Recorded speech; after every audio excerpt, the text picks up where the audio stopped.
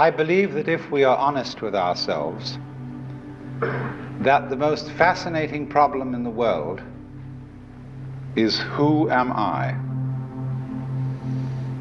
What do you mean? What do you feel when you say the word I myself? I don't think there can be any more fascinating preoccupation than that, because it's so mysterious, it's so elusive.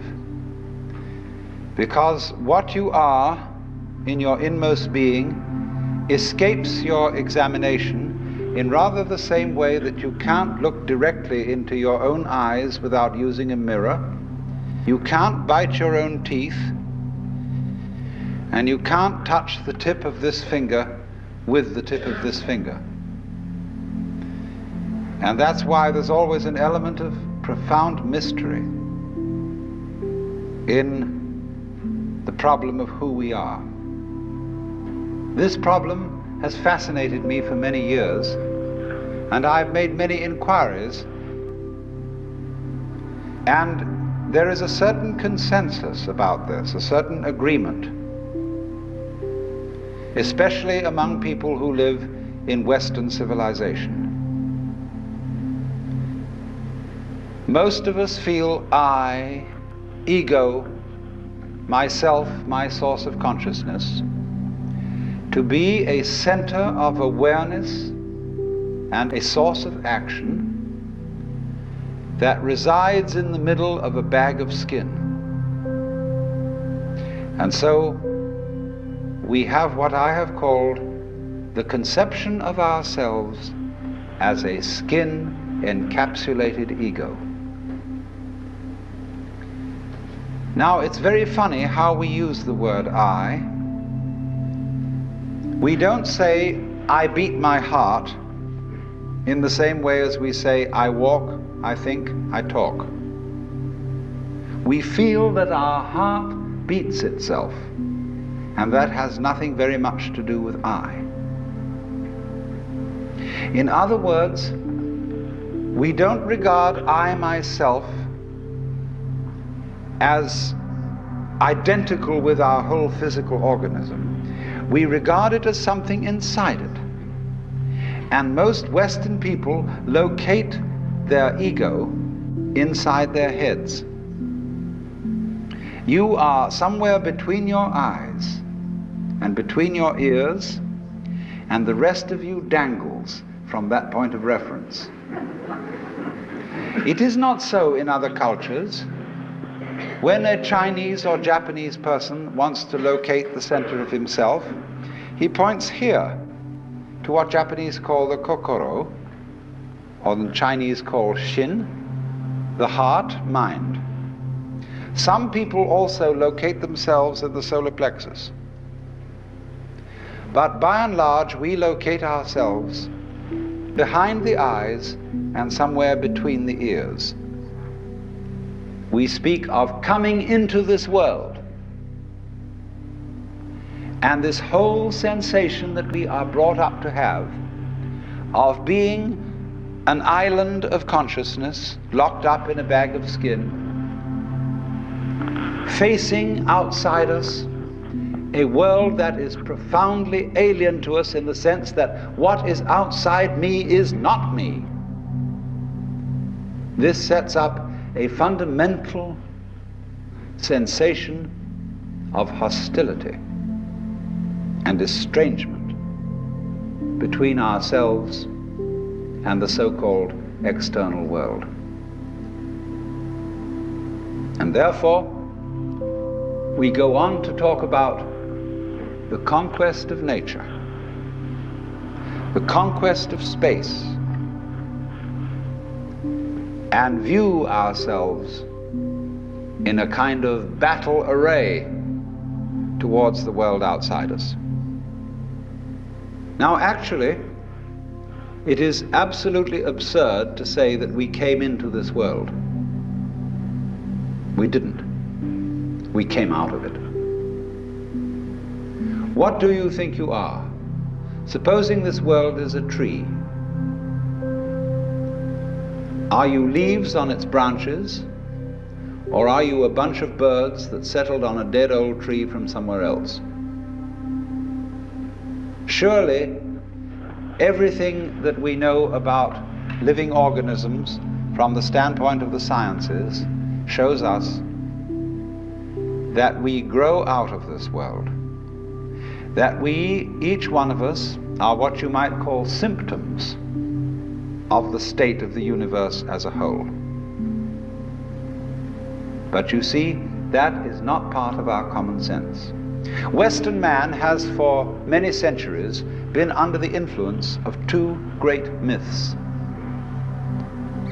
When I use the word myth, to me the word myth signifies a great idea in terms of which man tries to make sense of the world. It may be an idea, it may be an image. Now, the two images which have most profoundly influenced Western man are, number one, the image of the world as an artifact, like a carpenter's table or a jar made by a potter. Indeed, in the book of Genesis, there comes the idea that man was originally a clay figurine made out of the earth by the Lord God, who then breathed into this clay figurine and gave it life. And the whole of Western thought is profoundly influenced through and through and through by the idea that all things, all events, all people, all mountains, all stars, all flowers, all grasshoppers, all worms, everything are artifacts. They have been made. And it is therefore natural for a Western child to say to its mother, "How was I made?"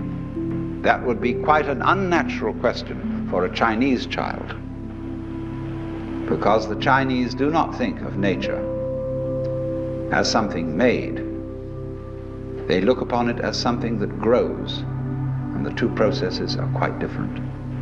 When you make something, you put it together, you assemble parts, or you carve an image out of wood or stone, working from the outside to the inside. But when you watch something grow, it works in an entirely different way. It doesn't assemble parts.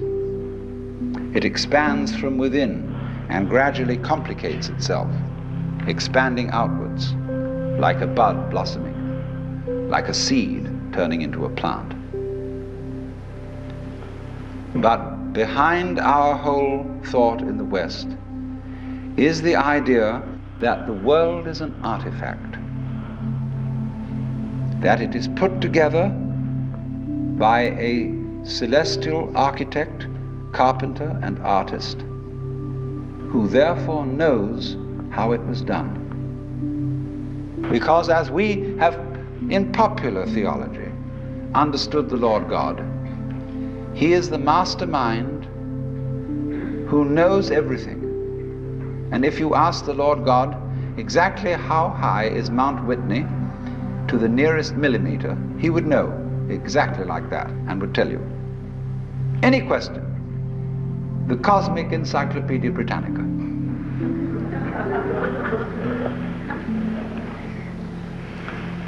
Unfortunately, this particular image or myth became too much for Western man, because it was oppressive to feel that you are known through and through and watched all the time by an infinitely just judge. Everywhere is this eye watching, and judging you, so that you always feel you're never really by yourself. But the old gentleman is observing you and writing notes in his black book. And this became too much for the West. It became oppressive. They had to get rid of it. And so instead, we got another myth the myth of the purely mechanical universe. This was invented at the end of the 18th century. It became increasingly fashionable throughout the course of the 19th century and well into the 20th century, so that it is today's common sense. Very few people today really believe in God in the old sense. They say they do, but they really hope there is a God. They don't really have faith in God.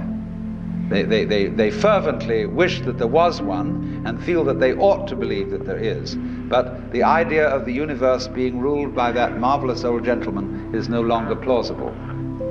It isn't that anybody's disproved it, but it just somehow doesn't go with the vast infinitude of galaxies and the immense light-year distances between them and so on. So instead, it has become fashionable, and it is nothing more than a fashion, to believe that the universe is dumb, stupid, that intelligence, values, love, and fine feelings reside only within the bag of the human epidermis, and that outside that, the thing is simply a kind of a chaotic, stupid interaction of blind forces. Courtesy of Dr. Freud, for example, biological life is based on something called libido, which was a very, very loaded word. Blind, ruthless, uncomprehending lust. That's the foundation of the human unconscious. And similarly, to thinkers of the 19th century like Ernst Haeckel, even Darwin, T.H. Huxley, and so on, there was this notion that at the root of being is an energy. And this energy is blind. This energy is just energy, and it's utterly and totally stupid.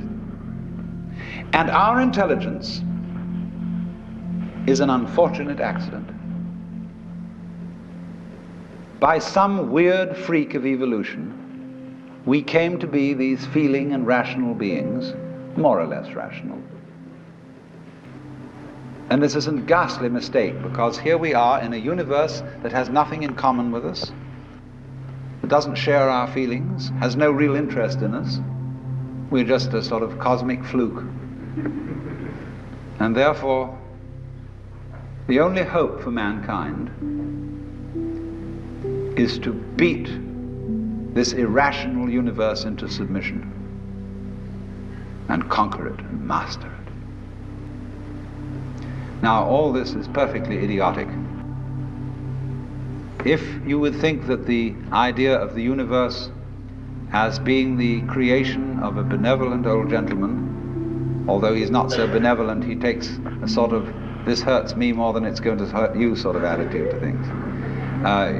You can have that on the one hand, and if that becomes uncomfortable, you can exchange it for its opposite, the idea that the ultimate reality doesn't have any intelligence at all. At least that gets rid of the old bogey in the sky, in exchange for a picture of the world that is completely stupid. Now, these ideas don't make any sense, especially the last one, because you cannot get an intelligent organism, such as a human being, out of an unintelligent universe. The saying in the New Testament that figs do not grow on thistles nor grapes on thorns applies equally to the world. You do not find an intelligent organism living in an unintelligent environment. Look, here is a tree in the garden, and every summer it produces apples. And we call it an apple tree because the tree apples. That's what it does. All right. Now here is a solar system inside a galaxy. And one of the peculiarities of this solar system is that at least on the planet Earth, the thing peoples. In just the same way that an apple tree apples. Now maybe 2 million years ago, somebody came from another galaxy in a flying saucer and had a look at this solar system, and they looked it over and shrugged their shoulders and said, just a bunch of rocks. And they went away. Later on, maybe 2 million years later, they came around and they looked at it again. And they said, excuse me, we thought it was a bunch of rocks, but it's peopling. And it's alive. After all, it has done something intelligent. Because you see, we grow out of this world in exactly the same way that the apples grow on the apple tree. If evolution means anything, it means that. But you see, we curiously twist it. We say, well, first of all, in the beginning, there was nothing but gas and rock. And then intelligence happened to arise in it, you know, like a sort of fungus or slime on the top of the whole thing. But we're thinking in a way, you see, that disconnects the intelligence from the rocks. Where there are rocks, watch out. Watch out, because the rocks are going eventually to come alive. And they're going to have people crawling over them. It's only a matter of time. Just in the same way as the seed, the acorn, is eventually going to turn into the oak, because it has the potentiality of that within it. Rocks are not dead. You see, it depends on what kind of attitude you want to take to the world.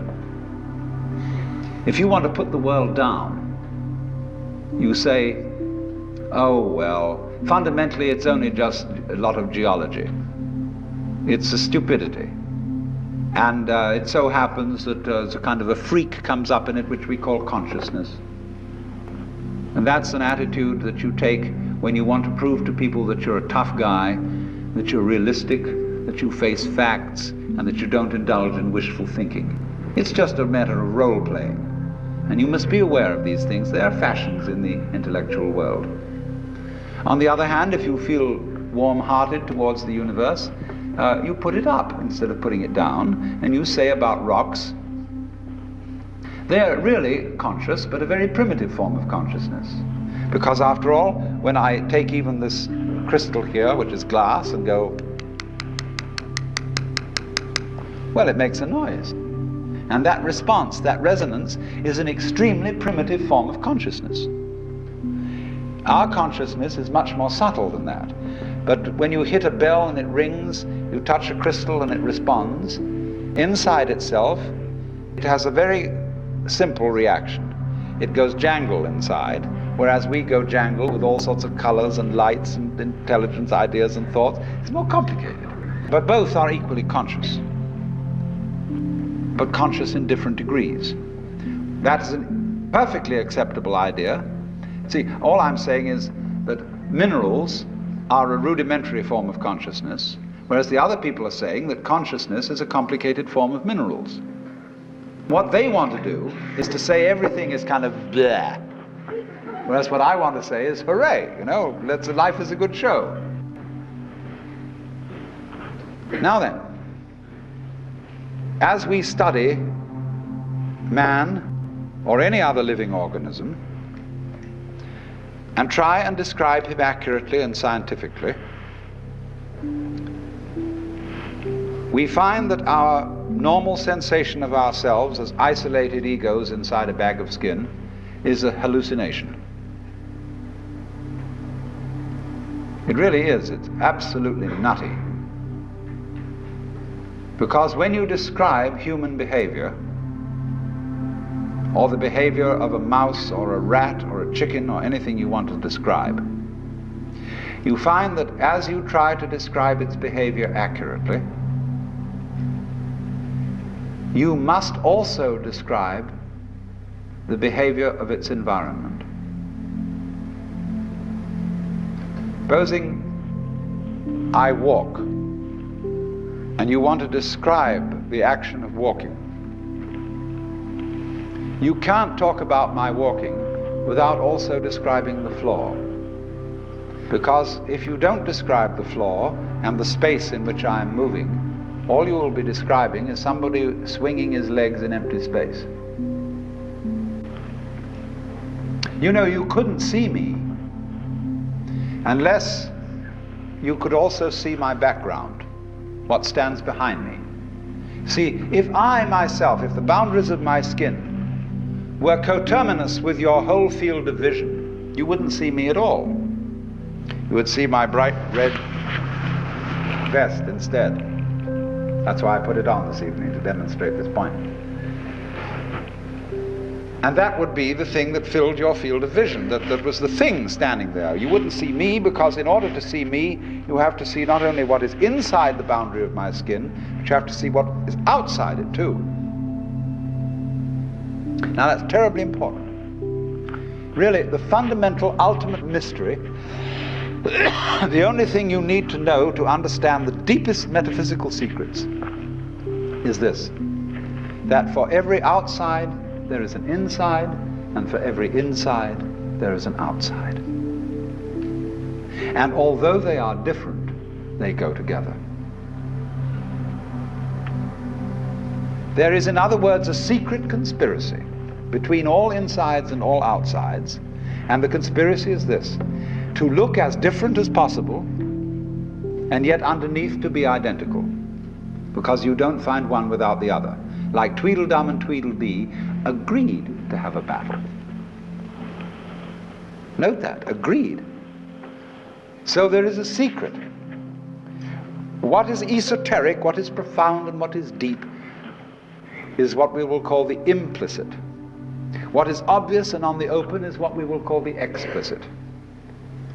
And I and my environment, you and your environment, are explicitly as different could be. But implicitly, you go together.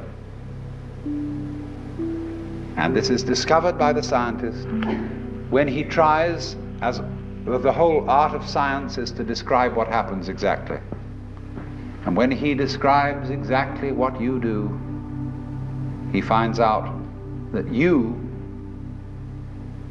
behavior is not something that can be separated from the behavior of the world around you. He realizes then that you are something that the whole world is doing. Just as when the sea has waves on it, all right, the sea, the ocean is waving. And so each one of us is a waving of the whole cosmos, the entire works, all there is. And with each one of us, it's waving and saying, yoo-hoo, here I am. Only it does it differently each time, because variety is the spice of life. But you see, the funny thing is, we haven't been brought up to feel that way. Instead of feeling that we, each one of us, are something that the whole realm of being is doing, we feel that we are something that has come into the whole realm of being as a stranger. When we were born, we don't really know where we came from, because we don't remember. And we think when we die, that's just going to be that. Some people console themselves with the idea that they're going to heaven, or that they're going to be reincarnated, or they're going to Summerland or something, you know. People don't really believe that. For most people it's plausible. The real thing that haunts them is that when they die, they're going to sleep and never going to wake up. They're going to be locked up in the safe deposit box of darkness forever. But that all depends, you see, upon a false notion of what is oneself. Now, the reason why we have this false notion of ourselves is, as far as I can understand it, that we have specialized in one particular kind of consciousness. Being very general and rough, we have two kinds of consciousness. One I will call the spotlight, and the other the floodlight. The spotlight is what we call conscious attention. And that is trained into us from childhood as the most valuable form of consciousness. When the teacher in class says, "Pay attention," everybody stares and looks fast at the teacher like that. That's spotlight consciousness. Fixing your mind on one thing at a time. Concentrate. And even though you may not be able to have a very long attention span, nevertheless you concentrate. You use your spotlight, one thing after another, one thing after another, flip, flip, flip, flip, flip, flip, flip, flip, like that. But we also have another kind of consciousness, which I'll call the floodlight. For example, you can drive your car for several miles with a friend sitting next to you, and your spotlight consciousness will be completely absorbed in talking to your friend. Nevertheless, your floodlight consciousness will manage the driving of the car, will notice all the stoplights, the other idiots on the road, and so on, and you'll get there safely, without even thinking about it. But our culture has taught us to specialize in spotlight consciousness and to identify ourselves with that form of consciousness alone. I am my spotlight consciousness. My conscious attention, that is my ego, that is me. And very largely we ignore the floodlight. Now the floodlight consciousness is working all the time. Every nerve end that we have is its instrument. You know, you can go out to luncheon or something and you sit next to Mrs. So-and-so, and you go home and your wife says to you, "Was Mrs. So-and-so there?" "Yes, I sat next to her." "Well, what was she wearing?" "Well, I haven't the faintest idea." You saw, but you didn't notice.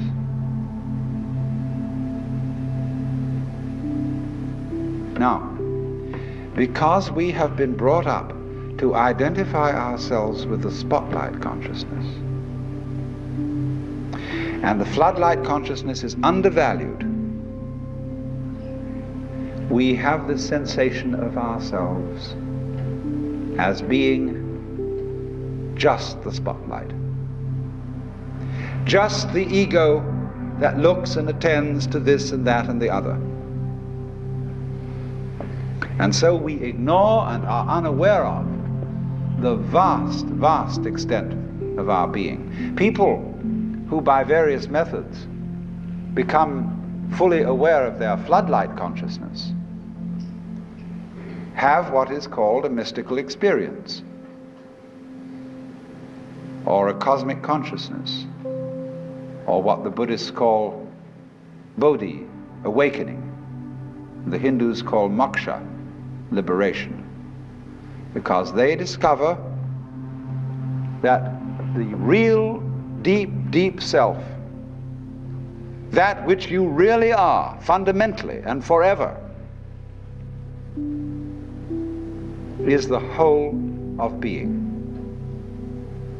All that there is, the works, that's you. Only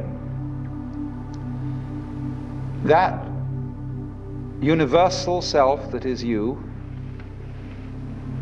has the capacity to focus itself at ever so many different here and nows. So when you use the word I, this, as William James said, is really a word of position, like this or here.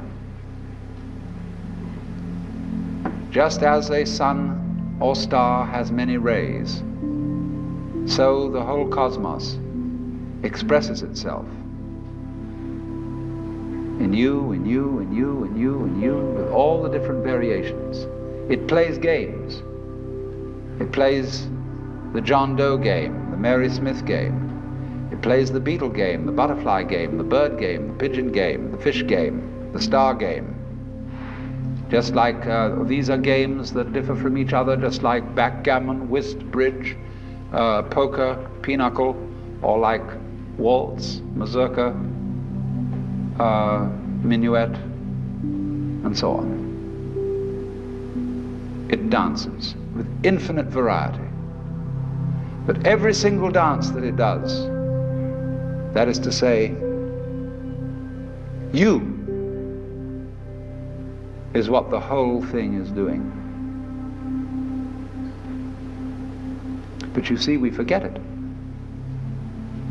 We don't know. We've been brought up in a special way so that we are unaware of the connection, unaware that each one of us is the works, playing it this way for a while. And so we have been taught to dread death, as if that were the end of the show.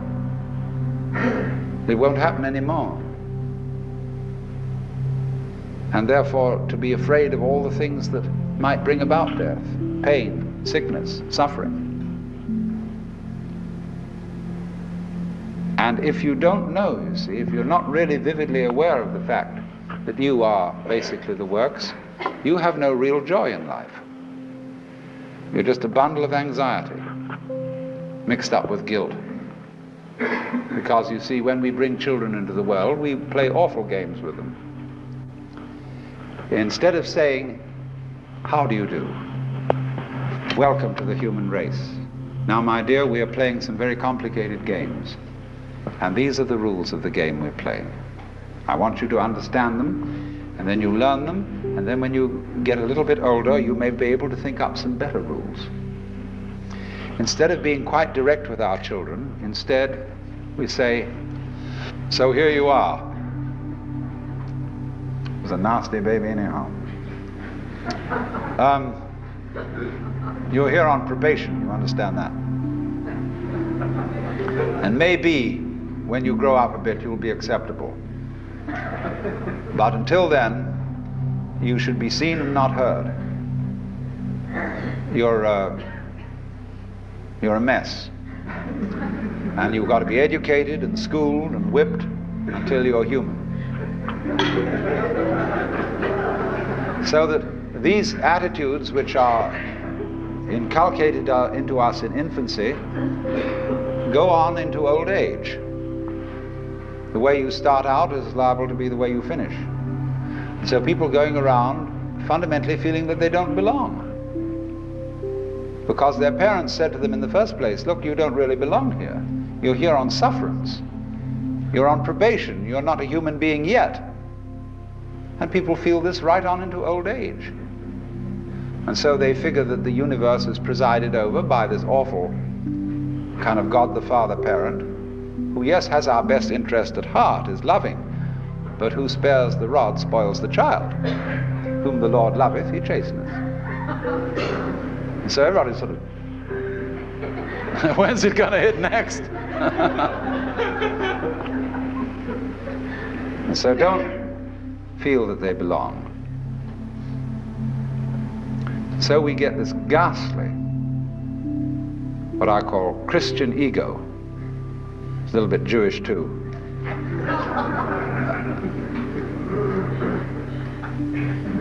Who really feels that he's homeless, he's an orphan. Even the Christians say we are sons of God by adoption and grace. Not real sons, but by adoption and grace and sufferance. And so comes this sensation, you see, so characteristic of Western man and indeed of all highly civilized people, of being a stranger in the earth, a momentary flash of consciousness between two eternal blacknesses. And therefore in constant contentiousness with everything around you, not only with other people, but with the earth, with the waters, and the symbol of it all in our culture is the bulldozer.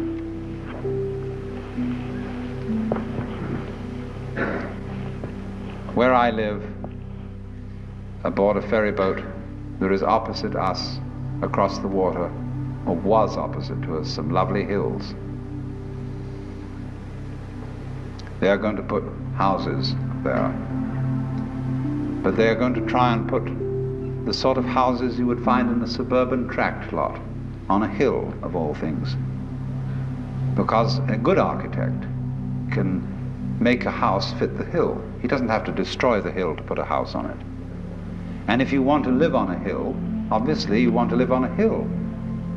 And you don't want to destroy the hill by virtue of living on it. But that's what they do, especially in California. Because Texas is kind of flat, and they don't have to do that kind of thing. But in California, where we've got lots of hills, they always scrape the tops off them till they're perfectly flat. And then they put houses on, and then they scrape them off in terraces all the way down. They upset the ecology of the hill, and eventually all the houses fall down. And so what? But by that time the payments have been made. But that's because the builder doesn't feel that the external world is his own body. It is. The external world is your own body extended. So he, instead of going up to the hill and saying, "Good afternoon, I very much want to live here, and I would like to know what kind of house you would like to have built on you." An intelligent architect always does that. Instead of that, he has a prejudice about what kind of a house is a house. And he has to make the hill submit to this prejudice. So he has to ruin the hill and get rid of it, pretty much, then put the house on it. He's absolutely out of his mind. And he's out of his mind because he doesn't realize that the external world is his body. When he realizes that, he'll get his mind back.